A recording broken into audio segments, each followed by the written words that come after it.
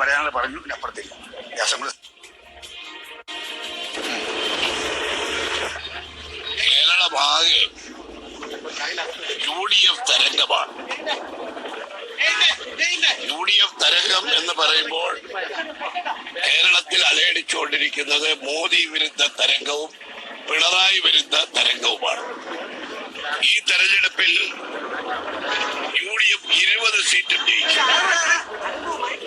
മോദി സർക്കാരിന്റെ വർഗീയ വിദ്വേഷ പ്രചരണത്തിനെതിരെ 10 കൊല്ലത്തെ ജനദ്രോഹ ഭരണത്തിനെതിരെ ഇന്ത്യയിലെ ജനങ്ങളുടെ ഐക്യവും മതേതരത്വവും ജനാധിപത്യവും തകർത്ത ഭരണഘടനയെ തകർക്കുന്ന മോദി സർക്കാരിന്റെ വിനാശകരമായ പ്രവർത്തനങ്ങൾക്കെതിരെയുള്ള വിജയത്തായിരിക്കും കേരളത്തിലെ മതേതര ജനാധിപത്യ വോട്ടർമാർ BJPക്ക് 1 സീറ്റ് പോലും നൽകാതെ കേരളത്തിൽ UDFന് 20 സീറ്റിലും വിജയം നൽകാൻ പോകുന്നത്.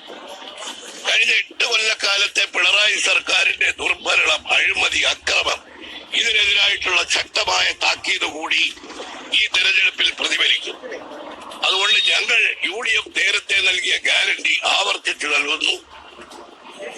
2020 ഇപ്പോൾ വോട്ടിംഗ് പുരോഗമിച്ചുകൊണ്ടിരിക്കുമ്പോൾ ഞങ്ങൾക്ക് കിട്ടുന്ന റിപ്പോർട്ടുകൾ ഞങ്ങളുടെ പ്രതീക്ഷയ്ക്കൊത്ത് എല്ലാ കേന്ദ്രങ്ങളിലും UDFന് അനുകൂലമായ ഒരു തരംഗം നിലനിൽക്കുന്നു എന്നാണ്.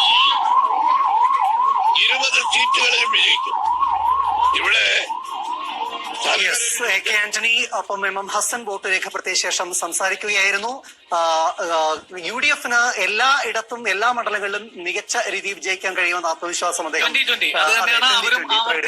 എന്തായാലും ജയരാജനുമായി ബന്ധപ്പെട്ട ആ വിമർശനം ഏറ്റെടുക്കാൻ എന്തായാലും ആന്റണി തയ്യാറായിട്ടില്ല. ഞാൻ അതേക്കുറിച്ച് എന്തായാലും പറയുന്നില്ല. രാഷ്ട്രീയ വിഷയങ്ങൾ ഹസൻ സംസാരിക്കട്ടെ എന്ന ഒരു ബാറ്റൺ കൈമാറുകയായിരുന്നു ചെയ്തത്. നമുക്ക് എന്തായാലും വടകരയിലേക്ക് പോകേണ്ടതുണ്ട്. അവിടെ വോട്ടിംഗ് വൈകുന്നു എന്നുള്ളൊരു പരാതിയുണ്ട്. വടകര പേരോട് MLP സ്കൂളിലാണ് വോട്ടിംഗ് തുടങ്ങിയത്. 2.25 മണിക്കൂർ വൈകി എന്നതാണ് അറിയാൻ കഴിയുന്നത്. ദേവിക രാജേന്ദ്രൻ ചേരുന്നുണ്ട്. ദേവിക, എന്ത് കാരണം കൊണ്ടാണ് ഈ 2 മണിക്കൂറൊക്കെ വൈകി മാത്രം പോളിംഗ് ആരംഭിച്ചത്? നേരത്തെ അവിടെ പലരും വോട്ട് ചെയ്യാതെ മടങ്ങുകയും ചെയ്തല്ലോ.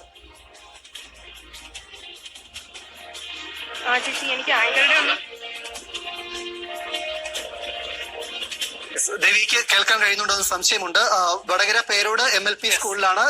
ദേവിക, കേൾക്കാമെങ്കിൽ വടകരയിൽ എന്തുകൊണ്ടാണ് ഈ പേരോട് MLP സ്കൂളിൽ 2.25 മണിക്കൂർ വൈകി പോളിംഗ് ആരംഭിച്ചത്?